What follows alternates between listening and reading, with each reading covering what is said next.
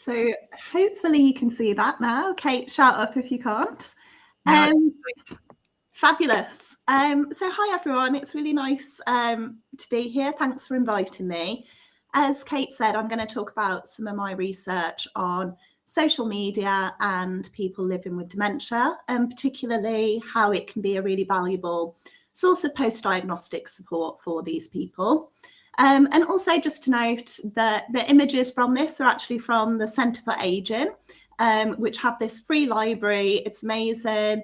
And these images, they show positive and realistic images of being over 50, essentially.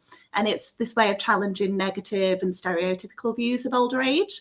So definitely recommend checking that out if you're giving any lectures or anything like that. So Kate's just introduced me, but I thought it'd be nice to just give a little bit of an overview of myself. So as Kate mentioned, I'm a senior lecturer in psychology at Bournemouth University, and I did my PhD at the University of Exeter, which I got in 2020. My viva was just before the COVID-19 pandemic hit and the lockdown, so that was fantastic timing. So my PhD research, it looked at dementia, identity, and the role of Twitter. And I'm going to be talking a little bit about that research today, and also how I've developed it since then and what I'm looking to do in the future. Cyber psychology researcher. I sit on the BPS cyber psychology committee, and my research is typically qualitative in orientation, though I am looking to branch out a little bit soon. And I've got quite wide research interests, but essentially I'm interested in how digital technologies can really be harnessed to facilitate positive well-being, identity, and social inclusion. And I very much have these two streams of research at the moment. One stream is around eating disorders, but my kind of program at the moment is focused more on early stage dementia and also older adults as well. And that's what I'm going to be focusing on today. So I'm going to just start off by talking a little bit about why dementia and social media. That's very much the question I often get asked whenever I first give one of these talks, like how did you bring these two things together? Then I'll talk about some of my research that focuses on Twitter specifically, before then moving on to my recent study, which has been published, which is very exciting, which looked at online forum usage by people with dementia. And then just finish off by talking about what I'm planning to do next, and potentially any future collaboration opportunities.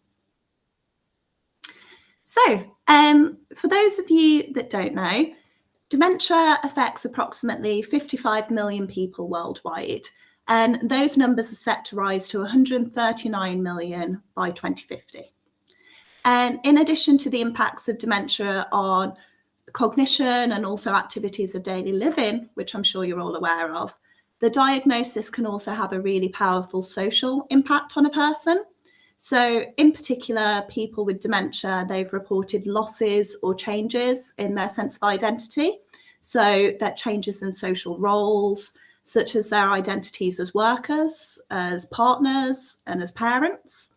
And I should also note here that my research tends to look at people with early stage dementia. So dementia is kind of on a continuum. It is progressive, and often we view it in stages. So early stage dementia, mid stage, and late stage dementia. So those during the early stages, they might have young onset dementia, so they might be diagnosed before the age of 65, or it might be a little bit later in life. But those people really do report these powerful effects on their sense of self. So, for example, if that person's working and they get diagnosed, they might have to withdraw from the workplace, which can be a really important source of identity, a source of social connection. They also report that their partners might start to see them differently. They don't necessarily see them as a husband or as a wife, but actually as a person with dementia. They've got this additional label now. And also their children start to see them differently as well. So we really do start to see these changes. They might also withdraw from activities too, and social relationships that they once found to be quite meaningful and to really have this important role in their lives. So in light of these changes, it's perhaps not surprising that people with dementia can experience a reduced sense of self-worth and a loss of purpose, and also heightened feelings of social isolation. Then on top of that, as I've put there is also the stigma and stereotypes that are associated with dementia, which I'm sure you're all aware of. And these stigma and stereotypes, it really influences societal responses to dementia, and also how an individual perceives themselves too. So as a result of this stigma, a person with dementia, they might avoid social situations, which, it can further increase social isolation and further contribute to social exclusion. And I've put there about this shrinking social world. So this is something that's talked a lot about in the field of dementia. I was actually having a conversation about it yesterday. So researchers have theorized about the shrinking social worlds of people with dementia following a diagnosis. And here, this shrinking world, it refers to a reduction in the number of places that a person with dementia feels comfortable. So, and in turn, this can essentially lead to an overall decline in independence, sense of control, and also in well-being. And this shrinking world is something that I've theorized was actually exacerbated by the COVID-19 lockdowns during the early stages. And this created challenges when we came out of lockdowns again, when people with dementia, their social worlds could expand once again because they were quite nervous about the outside world. They thought their symptoms had progressed, that sort of thing. So that's just a bit of background about dementia. So why social media? How did I get to social media?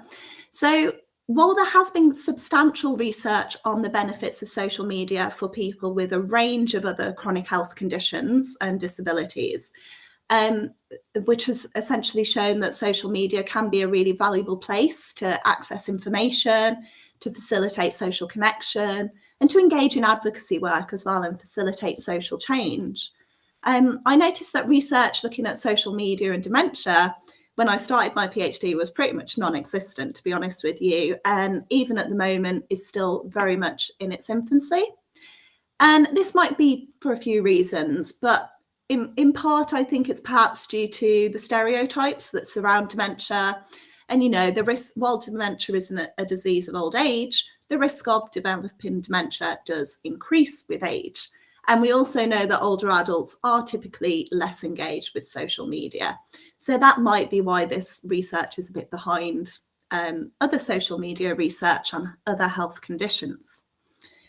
And also, as well, it's important to recognise that things have changed since the COVID-19 pandemic as well. Online spaces, as I'm sure you're all aware, have become increasingly important since the dawn of the COVID-19 pandemic, when we very much saw that digital spaces and digital mediated interactions, they really became a necessity for many people and a lifeline during those difficult times. So I think what we've seen is people have really recognised the value of these online spaces. And so we're seeing the value of them now for people with dementia as well. And also, as well, to add to that, there has been increased recognition about the importance of dementia-friendly environments as well, and making places accessible and inclusive of people with dementia. So you might see this in supermarkets, for example, where they have special times for people with dementia and other conditions. And now what I'm starting to advocate for and what we're seeing is that actually this shouldn't just be limited to offline spaces. Actually, we should look at how we can make online spaces inclusive of people with dementia as well, so that they can benefit from these online spaces, this online information and these online resources, and actually not be digitally excluded. And it was all of this that has led me to my research questions that's kind of guiding my programme of research at the moment. So first of all, just looking at how are people with dementia using social media already? And also what are the perceived benefits of social media for these individuals? And also what challenges do they face when using social media, so that we can tackle these when developing interventions in the future.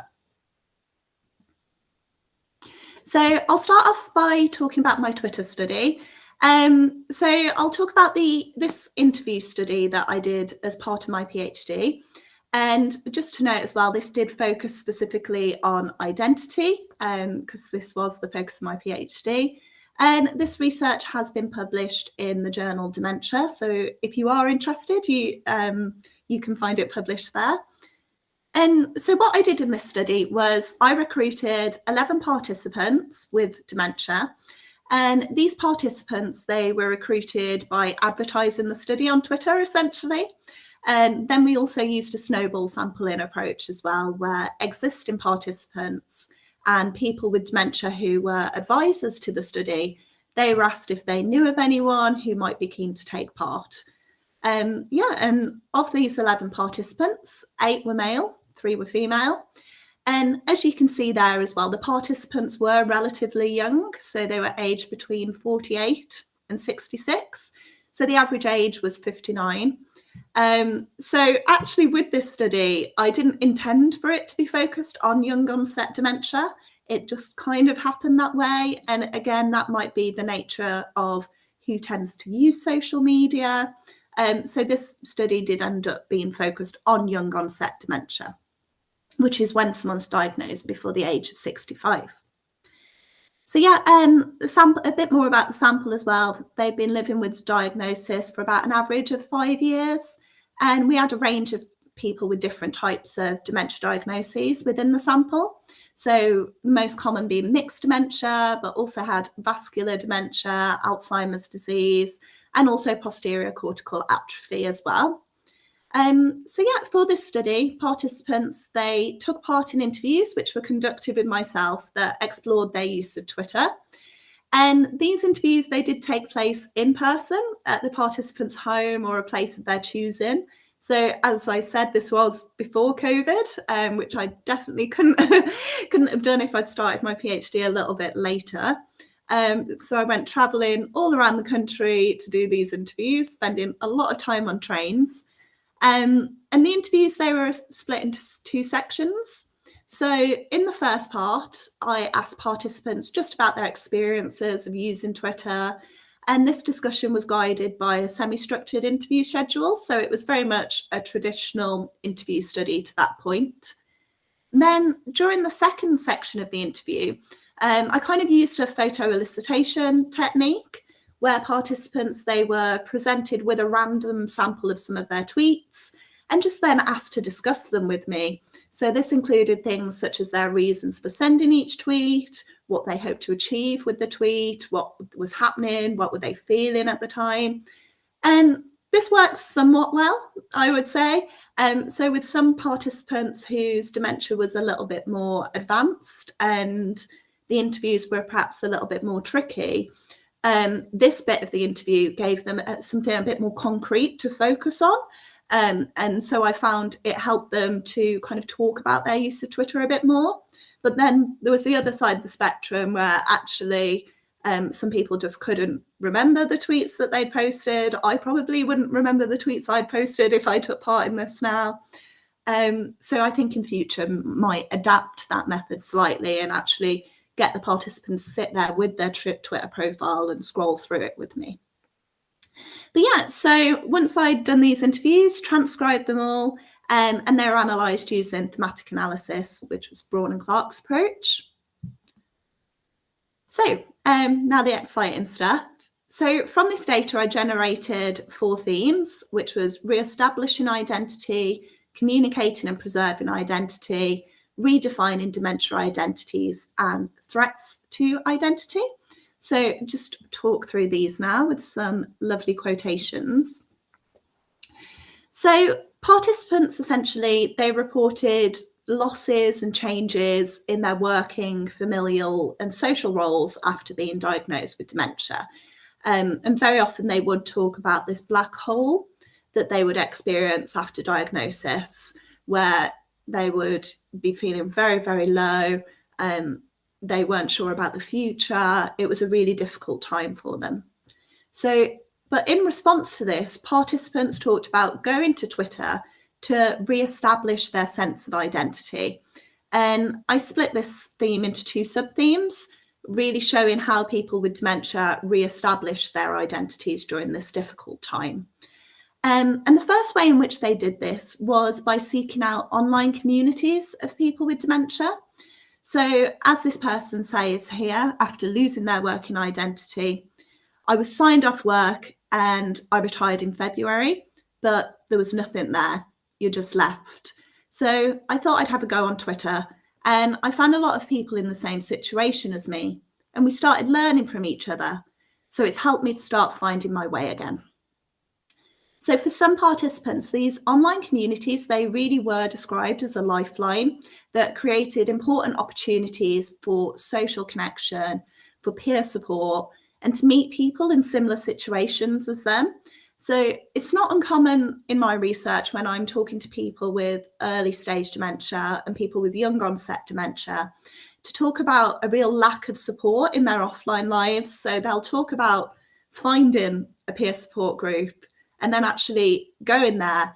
And actually, it's just not tailored to their needs. It tends to be older people and people who are a bit further along in their experience of dementia. And that's really quite an alienating experience for them and quite scary. So actually being able to go online and to meet others at similar stages to them who are also of a similar age with similar interests is incredibly valuable. And some people, they did speak about tweeting about the challenges that they're experiencing with their symptoms. So for example, one lady I remember speaking to, she was experiencing hallucinations, but with smells. And she said that she could just really smell this kind of like rotting mop in her room. And she would tweet about it and then got all these responses saying, oh, for me, it's this smell, or I get this. And actually that was really helpful for her because it normalized her experiences. And for others, they talked about getting advice and tips and tricks to deal with the difficulties they were experiencing. So this suggests that Twitter and perhaps other online spaces can really help to counter some of these feelings of isolation that accompany dementia and perhaps help people to better cope with the diagnosis itself. So membership of these online communities, they also created opportunities for participants to increase their number of offline social connections, which was interesting.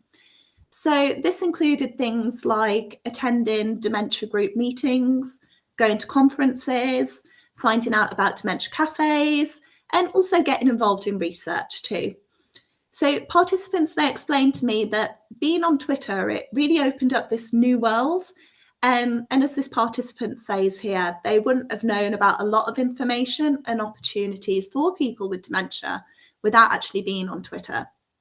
So I interpreted this as Twitter being a bit of a springboard for some people with dementia, providing opportunities for meaningful offline activities, meaningful offline interactions, and a way to counteract this shrinking social world effect that I talked about earlier by really providing people with opportunities to expand their social worlds. So participants also explained that they re-established their identity and their sense of self-worth through their use of Twitter by engaging in meaningful activities online and really getting the sense of purpose from these activities. And this included activities such as supporting others, so really taking on this mentorship role as a person with dementia. It also included educating themselves and others about dementia, so really taking on this role as an expert by experience. And for some, this also involved getting involved in online advocacy, so taking on this identity as a dementia activist. So as this person said here, which I think is quite a moving quote, I'm not a do-it-yourselfer anymore. I'm far less a husband and a father than I was. So this is concentrating on something I can do, and that's talking about dementia and knowing about dementia. It's about giving yourself confidence, value, and a sense of purpose. And so this was quite interesting for this person, because by tweeting about dementia, learning about dementia, and educating others about dementia, they were really able to establish themselves as an authority figure within the dementia community, and therefore develop a more positive identity with dementia as an expert by experience. And interestingly as well, this also seemed to provide a kind of an accessible way of engaging in online advocacy. So in some of my later work that looked at digital tech usage during the COVID-19 pandemic, some people said that actually online advocacy was much easier for them. They were starting to really struggle with traveling to conferences, traveling to give talks, and actually online was a lot easier. And so it provided a way for them to continue having this activist identity in the comfort of their own homes. And also what I find interesting is these online activities were often likened to work. So people would say, oh, you know, this is my job now. And this helped to maintain their sense of self-worth, particularly as quite a lot of them were no longer working in an official capacity since being diagnosed. Yeah, and so with my next theme, this is all about how participants use Twitter to document their experiences of living with dementia. And this was described as quite an empowering and also therapeutic for quite a few reasons. But first of all, participants, they described tweeting about their experiences so they could return to them in the future to really reminisce on what they'd been up to, what they'd done previously, and things that they might have forgotten about. So, you know, as that person said there, by this time next year, I'll have forgotten what I've done this year because that's what's happened. So it's nice to read back. And there was kind of a bit of a comfort in going back through old tweets. Meanwhile, others, they describe their Twitter profiles as a resource of information about dementia. And they really hope that other people would access this resource and would benefit from it long after that they were no longer able to use social media. So it's kind of like a legacy for these people that they were leaving behind. And we interpreted this as evidence of participants preserving some aspect of themselves within their Twitter profiles. Until recently, that within the dementia field, there was much debate about whether the self persists in dementia or whether it's eroded away. Most people believe that the self is maintained, at least to some degree nowadays, but this is where we can really see it in this online interactions where they're preserving some aspect of themselves. And of course, all of this has really interesting implications for reminiscence therapy as well, which we can talk about later if you want. So some participants told me as well that they felt they could communicate better on Twitter than in their offline settings because they could communicate at their own pace, they could check the wording of their tweets, and also not be interrupted as well as they often were in their offline lives or were spoken over when trying to formulate sentences or discuss something. And others told me that they felt Twitter was a safe space for self-expression because their friends and family members didn't use Twitter, which contrasted with other online spaces such as Facebook, where all their friends and family members were. So some people, they felt they could tweet about their dementia in quite an authentic and honest way without worrying about how this would affect friends and family members, without wanting to upset them, essentially. And what I thought was really interesting was the character limit of tweets. It appeared to facilitate self-expression.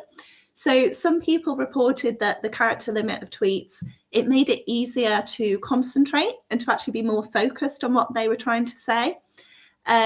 Whereas some people who were struggling with their concentration because of their dementia, Facebook in particular was really difficult because there was so much going on.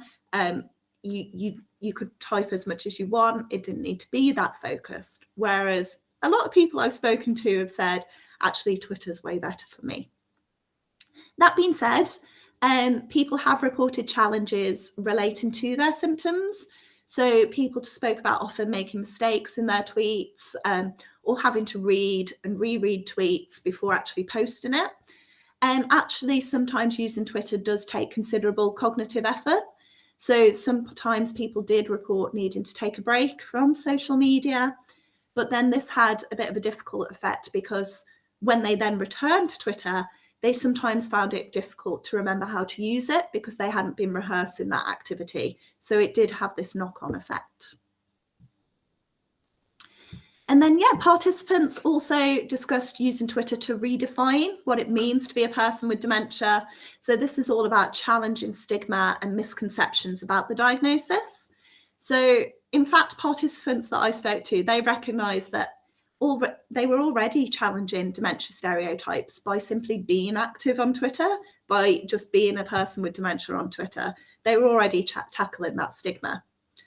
So what they hoped to do was they wanted to use Twitter to show that it is possible to live with dementia and to use Twitter. And by publicly identifying as a person with dementia in their profiles, they hope to represent dementia in a more positive way and to show that some people can live with dementia and they can live a full life for some time. So they hope that this would change public perceptions of dementia. They hoped it would combat some of the shame that sometimes accompanies the diagnosis and also give hope to others who'd just been diagnosed and perhaps come to Twitter. And then finally, it wasn't all positive. I realise I do come to this with a very positive lens of social media. So while participants, their experiences of using Twitter were mainly positive, they did describe some negative interactions that they had online. So some people said they experienced trolling, others encountered dementia-related stigma online, which wasn't a nice experience for them.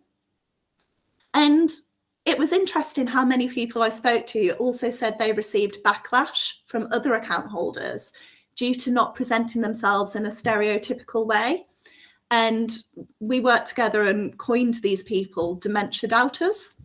And these dementia doubters, they did cause participants to feel quite angry, to feel quite frustrated, and to feel upset as well. And these dementia doubters, they tended to be carers of people who were perhaps in the later stages of dementia, who felt that these participants weren't representing dementia in an honest way. Or they were sometimes healthcare professionals as well, who would publicly go on Twitter and say, you can't have dementia, you're not representing the true face of dementia. And as I said, the knock-on effects of this were quite detrimental for people, for the participants who felt quite angry, they felt frustrated, they felt upset. And as this person here, it made them question their legitimacy as a person with dementia. It made them feel like a fraud and like they shouldn't be tweeting about their experiences.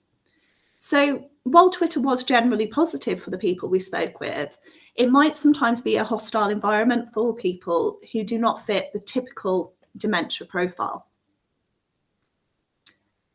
So I am going to move on now to just briefly talk about my online forum study, which has just been published in Age and Aging, which is very exciting. And what we did in this study was we essentially wanted to look at how are people with dementia using an online forum. And the data in the study were messages posted to Dementia Talking Point, which is an asynchronous, volunteer-moderated discussion forum hosted by the Alzheimer's Society, who gave us permission to use their data, which was fantastic. And this forum, it has, as I've put there, over 77,000 members and over 126,000 threads at the time we wrote the paper. So it's very popular, as you can imagine. And for this study, we chose to analyse the sub-forum I Have Dementia, because we thought that would really help us to understand how people with dementia are using a forum, because there are other sub-forums for carers, family members, that sort of thing. And we thought this forum would give us sufficient depth and breadth of data to really answer our research question. So we collected 100 threads from this forum at random for the analysis. And this included 863 individual messages, which were posted by 251 unique usernames, and then analysed this data using reflexive thematic analysis. And we generated these 3 themes showing how people with dementia were using this online forum, which is journeying through dementia, reciprocal peer support, and therapeutic creativity. And these themes, they really speak to the value of the forum for people living with dementia, really providing a valuable resource for those affected. I'm not going to be able to talk through all of these themes today, but I'll just show you kind of the key points. So we found that in our journeying through dementia theme, this is really about how forum users disclose their personal journey with dementia. And we noticed that people were at notably different points when they were posting of their journey with dementia. But one key way in which they used the forum was to share their personal experiences of obtaining and adjusting to a diagnosis of dementia. So following diagnosis, we noticed that some users, they expressed confusion, isolation, and also trying to work out what this diagnosis actually meant for them. What did it mean for their lives? What did it mean for their family members as well?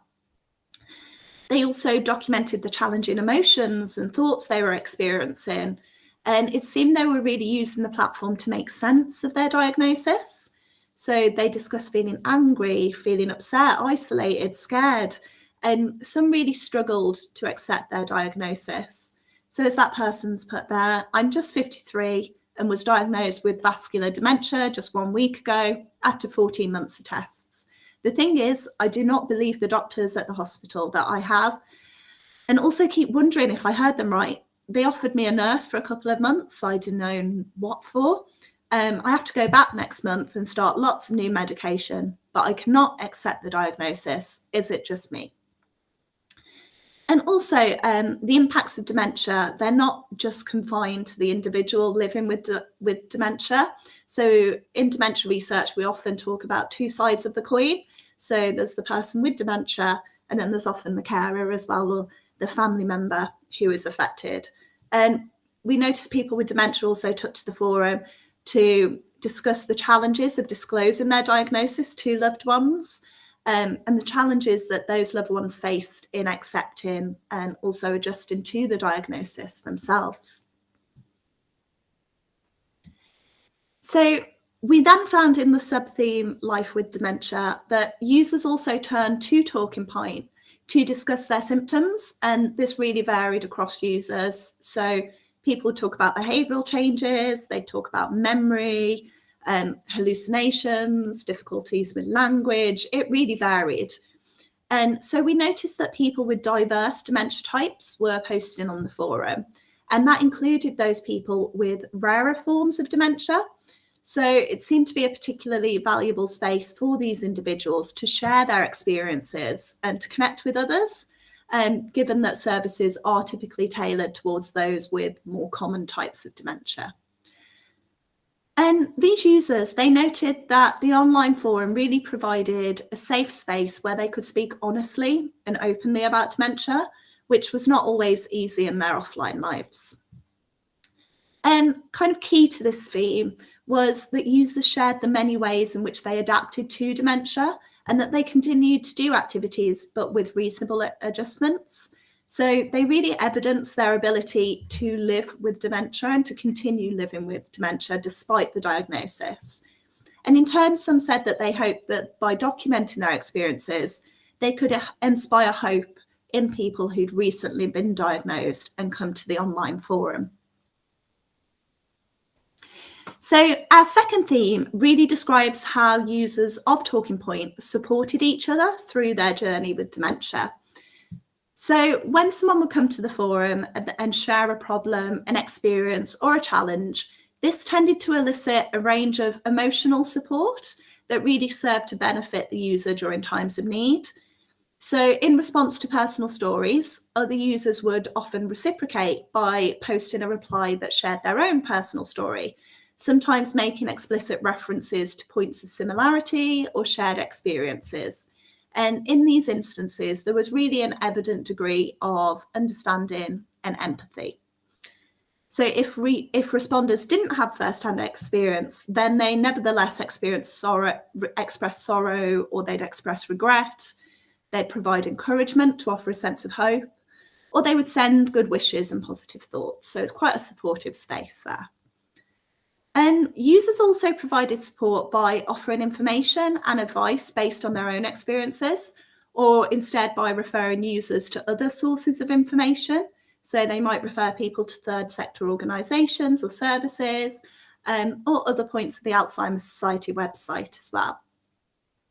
But what we really noticed through analysing this was there appeared to be this widespread acknowledgement that the online forum, it represented a community of people who were all bound together through their shared experience of dementia. And there really was this sense of community and even friendship within this space.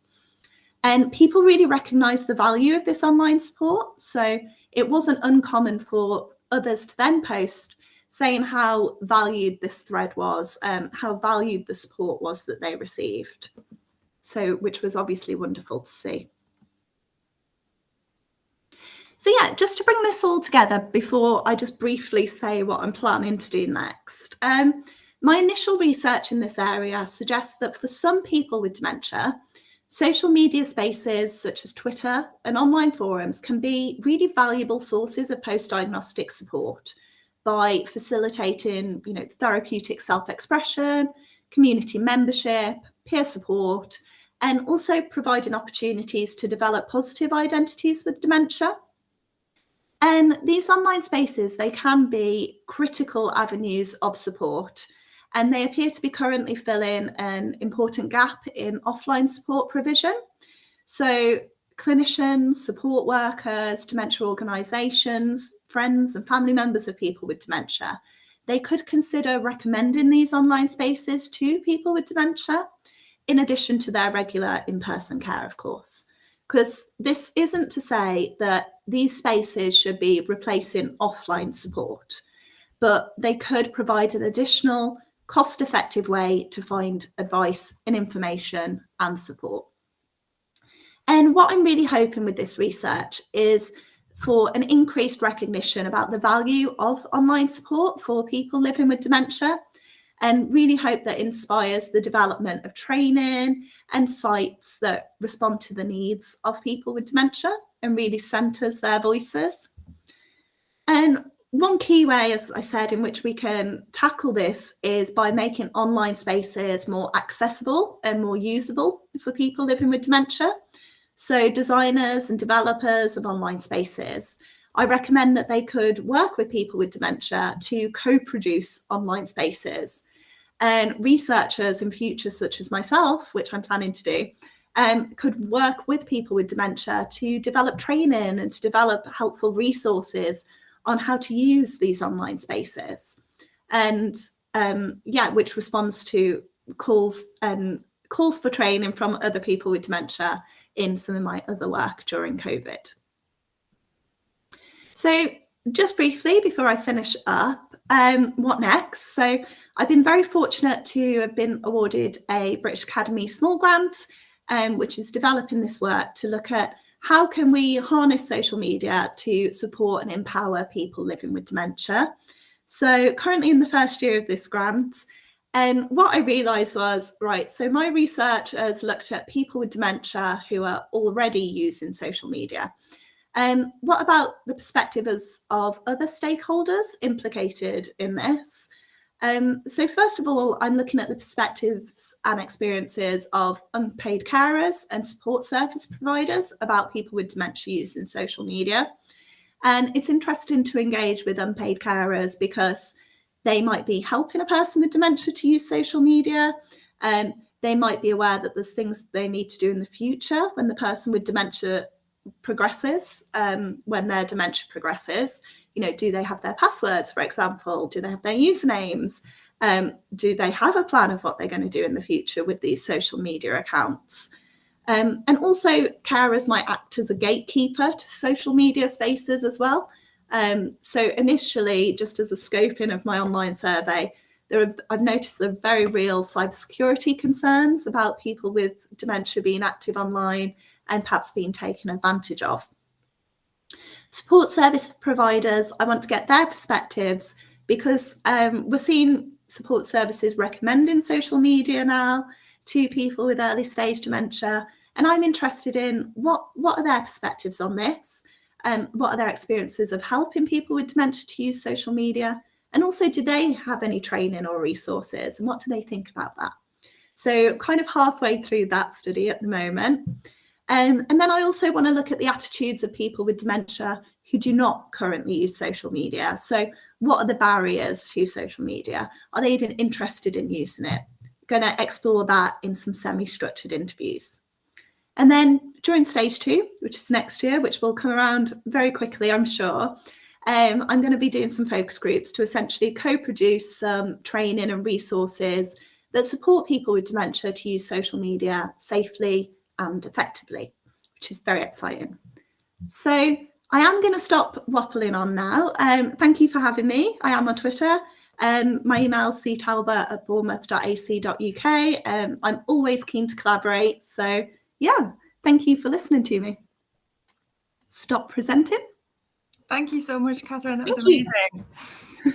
I'm just going to stop the recording because we don't want to record anyone's voices if they ask questions. While I'm stopping the recording, if anyone wants to think of any questions, pop them in the chat box, or of course, use your voice, use your mic.